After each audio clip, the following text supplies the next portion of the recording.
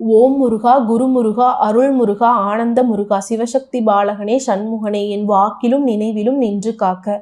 கன்னி ராசி பெருந்தன்மைக்கு பெயர் போனவங்க, மற்றவங்களுக்கு முடிஞ்ச அளவுக்கு உதவி செய்கிறவங்க, பேருள்ளம் கொண்டவங்க தான் இந்த கன்னிராசிக்காரங்க. உங்களுடைய பெருந்தன்மைக்கும் கௌரவத்துக்கும் குறை ஏற்படாமல் கவனமாக இருக்கக்கூடியவங்க. கொடுத்த வாக்கை காப்பாற்ற உசிரையும் கொடுக்கறதுக்கு தயங்க மாட்டீங்க. தெய்வ பக்தியிலையும் தெய்வ பலத்திலையும் சிறந்து விளங்கக்கூடியவங்க நீங்கள் தான். கடவுளுடைய அனுகிரகத்தினால உங்களுக்கு எப்பேற்பட்ட கஷ்ட காலமாக இருந்தாலும் அதிலிருந்து வெளிவருவதற்கான பாதையை ஈஸியாக கண்டுபிடிச்சிட முடியும். ஏன்னா கன்னியை பொறுத்த வரைக்கும் தெய்வாம்சம் பொருந்தியவங்க. உங்களை பொறுத்த வரைக்கும் தலைப்பை பார்த்துருப்பீங்க. 18 ஆண்டுகளுக்கு பிறகு கன்னிராசிகளை பொறுத்த வரைக்கும் இனிதாங்க உங்களுடைய அதிரடி ஆட்டமே ஆரம்பமாக போகுது. 100% ஜாக்பாட் காலம்னு சொல்லலாம். புத்தாண்டுடைய பலன்களும் இதுவாகத்தான் உங்களுக்கு இருக்க போகுது. உங்களை பொறுத்த வரைக்கும் இந்த வருஷத்துல குடும்பத்தை ஃபர்ஸ்ட் பார்த்துடலாம். திருமணம் ஆனவங்க, ரொம்ப நாளா குழந்தைக்காக ஏங்கிட்டு இருக்கவங்க, போகாத கோயில் இல்லை, பார்க்காத டாக்டர்ஸ் இல்லை, எவ்வளோ வைத்தியம் பார்த்தும் எவ்வளோ வேண்டுதல் வச்சும் எங்களுக்கு குழந்தை இல்லை அப்படின்னு நினைக்கிறவங்களுக்கு குழந்தை பாக்கியம் நிச்சயமா கிடைக்குங்க. வீட்டில் மழலை சத்தம் கேட்கும். அதே மாதிரி பேர குழந்தைகளுக்கு கூட ஏங்கிட்டு இருந்திருப்பீங்க, அவங்களுக்கு பேர குழந்தை பாக்கியமும் கிடைக்குங்க. பாக பிரிவினை, சொத்து பிரச்சனை, இது எல்லாமே சுமூகமாக முடியும். குடும்பத்திலையும் சரி வெளியிலையும் சரி உங்களுடைய செல்வாக்கு உயரும்.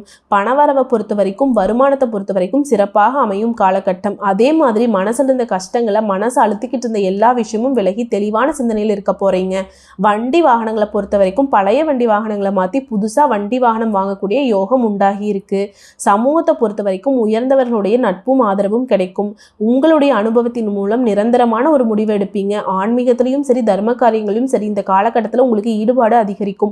உங்களுடைய திறமையால புதிய நுட்பங்களை புரிஞ்சுக்குவீங்க. உங்களுடைய நுண்ணறிவு ஞானம் அதெல்லாம் இப்போ வெளிப்படும். பிள்ளைகளுடைய வழியில முன்னேற்றம் உண்டாகும். உற்றார் உறவுக்காரருடைய வருகையினால மகிழ்ச்சியான பொழுதுபோக்கில் ஈடுபடுவீங்க. பொதுவே இந்த கன்னிராசிக்காரங்க ரொம்ப புத்திசாலிங்க, திறமசாலிங்க. இவங்கள மாதிரி ஒரு எதிர்காலத்தை கணிக்கக்கூடிய ஆட்களை நீங்க பார்த்துருக்கவே முடியாதுங்க. இப்படி இருந்தாலும் கொஞ்சம் விளையாட்டுத்தனம் இருக்கும். பார்த்துக்கலாங்கிற ஒரு விஷயத்தினால நிறைய விஷயங்கள் இழந்திருப்பீங்க. இப்படி ஒரு விஷயத்தை மட்டும் இப்போ பண்ணிடாதீங்க.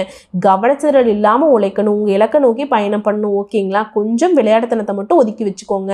மேலும் கன்னிராசியை பொறுத்த வரைக்கும் உங்களுக்கு கீழே வேலை பார்க்குறவங்களுக்கு தேவைகள் எல்லாமே பார்த்து பார்த்து செஞ்சு கொடுப்பீங்க. அதன் காரணமாக சந்தோஷமும் படுவீங்க. மற்றவங்களுக்கு உதவி செய்கிறதுல பேரானந்தம் இந்த கன்னிராசிக்காரங்களுக்கு. தனக்கு இல்லாட்டியும் மற்றவங்களை சாப்பிட வச்சு அழகு பார்ப்பீங்க. கன்னிராசியை பொறுத்த வரைக்கும் ரொம்ப அழகானவங்க தான். இவங்களுடைய செயல்பாடுகளும் ரொம்ப அழகாத்தான் இருக்கும். உங்களை பொறுத்த வரைக்கும் இந்த காலகட்டத்தில் யாருக்குமே வாக்கு கொடுக்காதீங்க. உங்களுடைய பெயர்ல மற்றவங்களுக்கு கடன் வாங்கி கொடுக்க கூடாதுங்க. கொடுக்கல் வாங்கல கன்னி எப்பவுமே கவனமா இருக்கணும். முடிஞ்ச அளவுக்கு உங்க பாக்கெட்ல இருக்க 10 ரூபாய் கூட மற்றவங்களுக்கு தெரியாம மறைச்சு வச்சுக்கோங்க. என் ஃப்ரெண்டுங்க, அவனுக்கு தெரியாம எப்படிங்க பணத்தை மறைச்சு வைக்கிறது, வீட்டில் இருக்கவங்களுக்கு தெரியாம எப்படிங்க மறைச்சு வைக்கிறது, என்னுடைய கணவருக்கு தெரியாம என்னோட மனைவிக்கு தெரியாம எப்படிங்க மறைச்சு வைக்கிறதுன்னு பேசுனீங்கன்னா அந்த 10 ரூபாய் அப்படிங்கிறது பின்னாடி நம்முடைய குடும்ப தேவைக்கோ இல்லை நம்மளுடைய தேவைகளுக்கோ இல்லாம போயிருங்க. அப்போ நம்ம கடன் வாங்கக்கூடிய நிலைக்கு போயிடுவோம். ஸோ கன்னியை பொறுத்த வரைக்கும் தேவைகளை செஞ்சு கொடுங்க. ஆனால் தேவைக்கு மீறி உங்களோட தேவைகளை குறைச்சி கொள்வதற்கு இந்த இடம் பொருத்தமாகாதுங்க. உங்கள் பணமே தான். ஆனால் மற்றவங்க கிட்ட இருந்ததுன்னா அது உங்களுக்கு சொந்தம் இல்லைங்கிறத கன்னி எப்போவுமே உணர்ந்துக்கணும். முடிஞ்ச அளவுக்கு சேமிப்பை உயர்த்த பார்க்கணுங்க. சேமிப்பு அப்படிங்கிறது கன்னி இப்போ வரைக்கும் இல்லாமல் தான் இருக்கீங்க. கரெக்டாக நம்ம சொல்லக்கூடிய விஷயங்கள் எல்லாம் உண்மை நினச்சா கமெண்ட் பாக்ஸில் நிச்சயமாக பதிவிடுங்க. ஏன்னா சேமிப்பு விஷயத்தில் கன்னி ரொம்ப ஜீரோவாக தான் இருக்கீங்க. அடுத்ததாக உத்தியோகத்தை பார்க்கலாங்க. உங்களுடைய உயர் அதிகாரிகிட்ட நல்ல மதிப்பு பெறுவீங்க. சக பணியாளர்கள் கிட்ட சுமூகமான பழக்க வழக்கம் இருக்கும். இந்த கன்னியை பொறுத்த வரைக்கும் எங்க இருந்தாலும் சரிங்க, எப்பேற்பட்ட மேல் அதிகாரிகளாக இருந்தாலும் சரி, 2 கொம்பு வச்சுட்டு வந்தா கூட சரிங்க, கன்னிக்கிட்ட எல்லாம் இந்த பாஷா பழிக்கவே பழிக்காதுங்க. இவங்க உண்டு, இவங்க வேலை உண்டு, இவங்களுடைய ஸ்டைல் தான் இவங்கள வேலை பார்ப்பாங்க. ஒன்று அவங்க இவங்களுக்கு ஏற்ற மாதிரி மாறணும், இல்லையா வேணா சாமி என்னமோ ஒன்று பண்ணிட்டு போடா அப்படின்னு சொல்லிட்டு ஒதுங்கி ஓடணும். கன்னியை பொறுத்த வரைக்கும் அப்படித்தாங்க. அதுக்குன்னு மற்றவங்களுக்கு மரியாதை கொடுக்க மாட்டாங்களா, மற்றவங்களுக்கு ஒபே பண்ண மாட்டாங்களா அப்படியெல்லாம் நினைச்சிடாதீங்க. தன்னுடைய விஷயத்துல கரெக்டா இருப்பாங்க. கன்னியை பொறுத்த வரைக்கும் மதிப்புக்கு ரொம்ப மதிப்பு கொடுப்பாங்க. நீங்க மதிக்கிறீங்க அப்படின்னா 100 படி கீழே இறங்கி கூட அவங்களுக்கு மரியாதை கொடுப்பாங்க. கொஞ்சம் அப்படி இப்படி இருந்தீங்க அப்படின்னா ஒதுங்கி போயிட்டே இருப்பாங்க. குறிப்பா இந்த காலகட்டத்தை பொறுத்த வரைக்கும் உத்தியோக பணியில இருக்கிறவங்களுக்கு எதிர்பார்த்த இடத்திற்கு இடமாற்றம் கிடைக்கும், பதவி உயர்வு கிடைக்கும், பொருளாதார நிலையில முன்னேற்றம் இருக்கும். உங்களுடைய பணிகளை தைரியமாகவும் பொறுமையாகவும் செயல்பட்டு நல்ல மதிப்பை பெறுவீங்க. இதே நேரத்துல உங்க மேல எந்த ஒரு கம்ப்ளைண்டும் வராம பார்த்துக்கணும். நீங்க அதுக்கு பொறுப்பா இருக்க மாட்டீங்க. ஆனா கூட வேலை பார்க்குறவங்க இல்ல கூட இருக்கவங்களே உங்களோட பெயரை கெடுத்து வச்சிருக்கிறதுக்கான வேலை செய்வாங்க. அதனாலதான் கொஞ்சம் கவனமா இருக்கணும்னு சொல்றது. அடுத்து வியாபாரிகளை பொறுத்த வரைக்கும் சொந்தமா தொழில் செய்யக்கூடிய கன்னி ராசிக்கு வியாபாரத்துல நல்ல லாபம் இருக்கும். வாடிக்கையாளர்களுடைய தேவைகளுக்கு ஏற்ற மாதிரி புதிய முயற்சிகளை ஈடுபடுவீங்க. இதன் காரணமா வியாபாரம் பெருகும். வெளியில உள்ள கடன் தொகைகள் வசூல் செஞ்சிருவீங்க. கொள்முதல்ல கவனம் தேவைங்க. 1க்கு 2 முறை விசாரிச்சு கொள்முதல்ல ஈடுபடணும். தரமான பொருட்கள் பெறுவதில் அக்கறை காட்டணும். உங்களுடைய செயல்பாடுகள் சராசரியான வெற்றியை கொடுக்கும். வாடிக்கையாளர்களை கவர்வதற்காக கடையை அழகுபடுத்தி வச்சிருப்பீங்க. உயர்வான வருமானத்துல பழைய கடன்களை அடைச்சு தொழிலை விரிவுபடுத்துவீங்க. இதுவே கூட்டு தொழில் செய்யக்கூடிய கன்னி ராசிக்காரங்களா இருந்தீங்கன்னா கூட்டு தொழில லாபம் கொடுக்கும். ஆனா கூட்டாளி கிட்ட எச்சரிக்கையா இருக்கணுங்க. அடுத்ததா கலை தொழில்ல இருக்கிறவங்களுக்கு பல முயற்சிகளுக்கு பிறகு புதிய வாய்ப்புகள் உங்களை தேடி வரும். சக கலைஞர்கள் கிட்ட இருந்த போட்டிகள் சவாலாக மாறும். அந்த சவால்கள்ல கன்னி ராசி தான் வெற்றி பெறும். உங்களுடைய முயற்சிகளுக்கு ஏற்று வெற்றி உங்களுக்கு கண்டிப்பா உண்டு. சில வாய்ப்புகள் எல்லாம் உங்களுடைய பெயரை பிரபலப்படுத்துங்க. நிலுவையில் இருந்த பணம் வசூலாகும். கவலையே வேண்டாம். கிடைக்கக்கூடிய வாய்ப்பை மட்டும் கரெக்டா பயன்படுத்திக்கிட்டீங்கன்னா கலைத்துறையில இருக்கவங்களுக்கு வெற்றி கொடி நாட்டலாங்க. அடுத்து மாணவர்களை பொறுத்த வரைக்கும் படிப்புல முக்கியத்துவம் கொடுப்பது ரொம்ப நல்லது. சின்ன சின்ன உடல் உபாதைகள் வரதுக்கு வாய்ப்பு இருக்கு. உடனே மருத்துவர்கிட்ட போயிட்டு சிகிச்சை பெற்றுக்கோங்க. அதே நேரத்துல யோகா இந்த மாதிரியான பயிற்சிகளை ஈடுபடுவதனால ஞாபகத்திறனை அதிகப்படுத்திக்க முடியும். கல்வியின கவனம் செலுத்துங்க. அதிக மதிப்பெண்களை பெற முடியும். உயர்கல்விக்காக வெளிநாடு செல்லக்கூடிய உங்களுடைய முயற்சிகள் எல்லாமே வெற்றி அடையும். உங்களுடைய ஆசைகள் எல்லாமே நிறைவேறக்கூடிய காலகட்டம். அடுத்து அரசியல்வாதிகளை பொறுத்த வரைக்கும் இந்த வருஷம் அப்படிங்கிறது நல்ல பொறுப்புள்ள பதவிகள் தேடி வரும். சோதனைகளையும் சாதைகளெல்லாம் மாத்திக்குவீங்க. உங்களை குறை சொன்னவங்களை இப்ப பாராட்டுவாங்க. உங்களை மதிப்பும் மரியாதையும் மேலிடத்துல உயர்ந்து நிற்கும். தொண்டர்கள் மத்தியில சிறப்பா பணியாற்றுவீங்க. மனசுடைய உறுதியினால எதையும் சாதிக்கக்கூடிய காலகட்டம். எதிர்பார்த்த பதவிகள் கிடைக்கும். அதன் மூலம் பெருமையும் கிடைக்கும். எடுத்த பணிகளை குறைவில்லாமல் செஞ்சு முடிச்சிருவீங்க, சாதிப்பீங்க. அடுத்து பெண்களை பொறுத்த வரைக்கும் இந்த வருஷம் அப்படிங்கிறது குடும்பத்தில் இருந்த பிரச்சனைகள் குழப்பங்கள் நீங்கி சந்தோஷம் நிலைக்கும். குடும்பத்தில் இருக்கவங்கள அனுசரித்து நடந்துக்கோங்க. விட்டு கொடுத்து செல்வது ரொம்ப நல்லது. உங்களுடைய விஷயத்தை 3வது நபர்கிட்ட சொல்லாமல் இருக்கணும். அதே மாதிரி நீங்க யாருடைய விஷயத்திலையும் தலையிடாம இருக்கணும். மற்றவங்களுக்கும் உங்களுடைய விஷயத்துல தலையிடாம பார்த்துக்கோங்க. உடல் நிலையை அறிஞ்சு உடல் ஆரோக்கியத்திலும் கவனம் செலுத்துவது சிறப்பு. சுப நிகழ்ச்சிகளை இருந்து வந்த தடைகள் விலகும். புதிதா வண்டி வாகனம் வாங்குவீங்க.